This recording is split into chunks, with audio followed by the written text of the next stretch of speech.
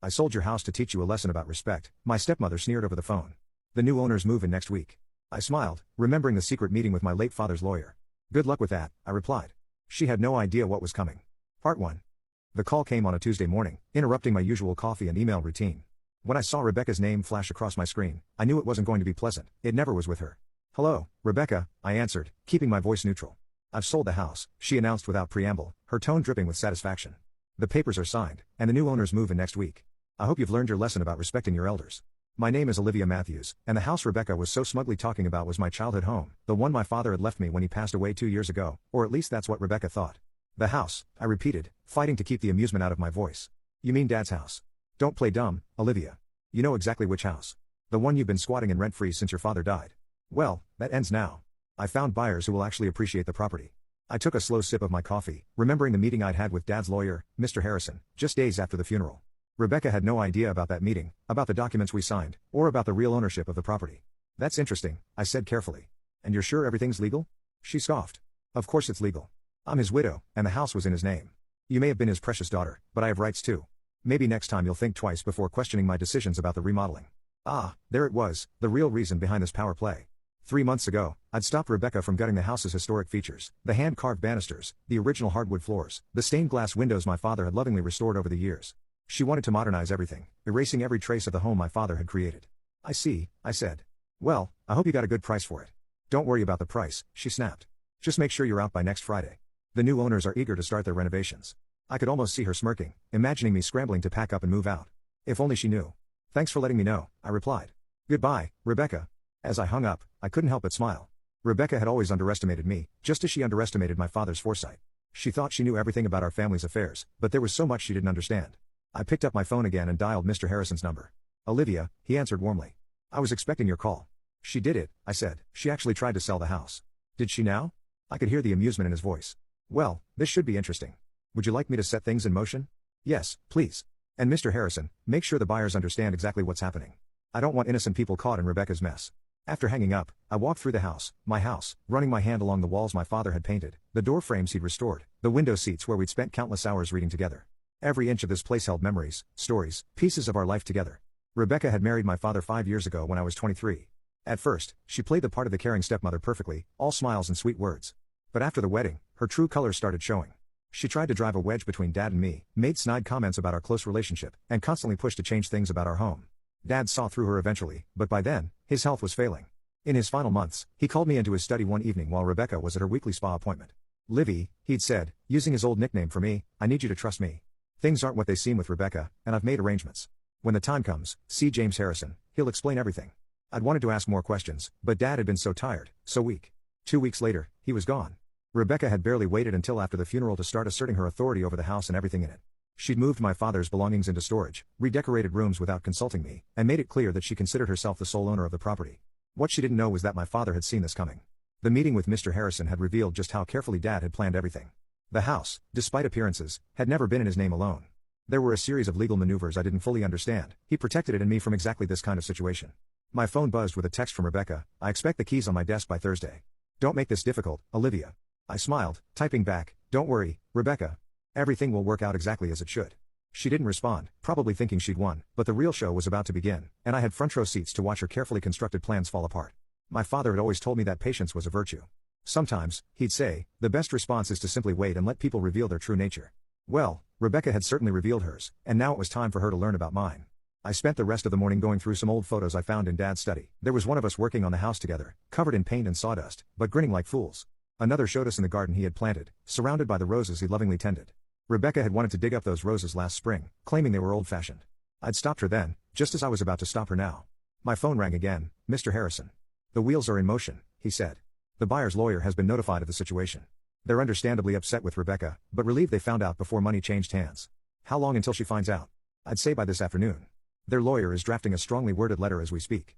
Would you like me to be present when she receives it? I thought about it for a moment. No, I decided. Let her deal with it alone. She needs to understand exactly what she's done. As you wish, but Olivia, be prepared for the fallout. People like Rebecca don't take humiliation well. He was right about that. Rebecca had always been proud, always needed to be in control. Finding out that she tried to sell a house she had no right to, that she made a fool of herself in front of potential buyers, would hit her hard. But then again, that was exactly the point. The call came faster than I expected. Around 3 o'clock in the afternoon, my phone exploded with notifications, multiple missed calls and increasingly furious texts from Rebecca. What a devious plan. The last message read, all caps, conveying her rage. I was sitting in the garden among my father's roses when she pulled into the driveway. Her Mercedes screeched to a halt, and she stormed out, waving what I assumed was the lawyer's letter. You conniving little witch. She screamed, her carefully maintained facade cracking completely. You knew about this all along. I remained seated, calm despite her fury. Knew about what, Rebecca? Don't play innocent with me. She thrust the letter in my face. The trust, the property transfer, all of it. You and James plotted this behind my back. No, I corrected her gently. Dad and Mr. Harrison arranged it. I just followed his instructions. Her face contorted with rage. Your father would never do this to me. This has to be a mistake. Actually, I stood up, brushing dirt from my jeans. Dad did exactly this to protect both me and the house. He saw through you, Rebecca. He knew exactly what you tried to do after he was gone. She took a step back, her designer heels sinking slightly into the soft garden soil. That's impossible. He trusted me. He loved me. Did he? I asked quietly. Or did he just let you think he did? The color drained from her face as the implications of my words sank in. My father, the man she thought she fooled completely, had outmaneuvered her from beyond the grave. The house was never in his name, I continued, watching her process each revelation. He transferred it to a trust years ago, long before he met you. I'm the sole beneficiary. You had no right to try to sell it. You're lying, she whispered, but I could see the doubt in her eyes. Check the property records, I suggested. They're all public. Dad made sure of that too. He wanted everything to be transparent when the time was right. Rebecca's hands were shaking now, crumpling the lawyer's letter. The buyers, they're threatening legal action. Do you have any idea how humiliating this is? As humiliating as trying to throw your stepdaughter out of her own house, I countered. Or maybe as humiliating as spending years pretending to care about someone just to get their money. She flinched as if I had slapped her. You don't understand anything about my relationship with your father. I understand more than you think. Dad told me everything before he died about the prenuptial agreement you refused to sign, about the mysterious withdrawals from his accounts, about the men you met with while he was in the hospital. Her eyes widened. He knew. He knew everything, Rebecca. He just waited, watched, and planned. Like father, like daughter, I suppose.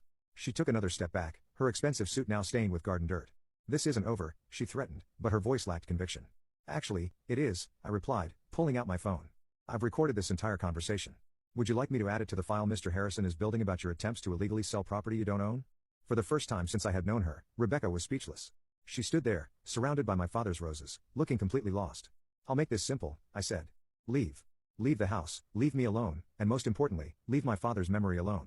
If you try anything else, any more schemes, any more attempts to take what isn't yours, everything comes out. The affairs, the money, all of it. You wouldn't dare, she hissed. It would damage your precious father's reputation. I smiled, channeling the same quiet strength I had always admired in Dad. His reputation can handle the truth, Rebecca. Can yours? She stared at me for a long moment, calculation visible in her eyes. Finally, her shoulders slumped slightly. Fine, she spat. Keep the house. Keep your little victory. But don't think this means you've won. I already have, I said simply. I won the moment Dad saw you for who you really are. She turned and stormed back to her car, her heels sinking into the grass with each angry step. As she drove away, I noticed she dropped the lawyer's letter in the garden. Picking it up, I smoothed out the crumpled paper. The legal language was complex, but the message was clear. Rebecca had no claim to the house and had never had any claim to it. Her attempt to sell it constituted fraud. My phone buzzed, a text from Mr. Harrison. How did she take it? About as well as we expected, I replied. But I think she's done. Your father would be proud, he wrote back. He always said you were stronger than anyone knew.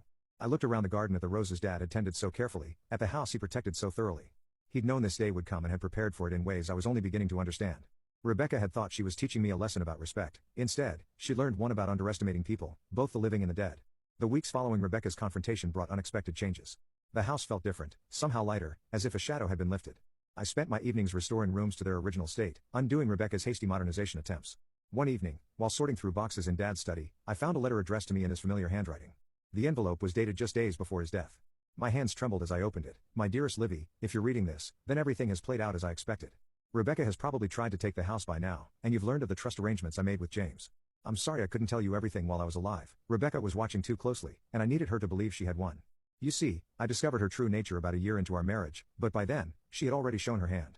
The mysterious illness that landed me in the hospital? Not so mysterious after all.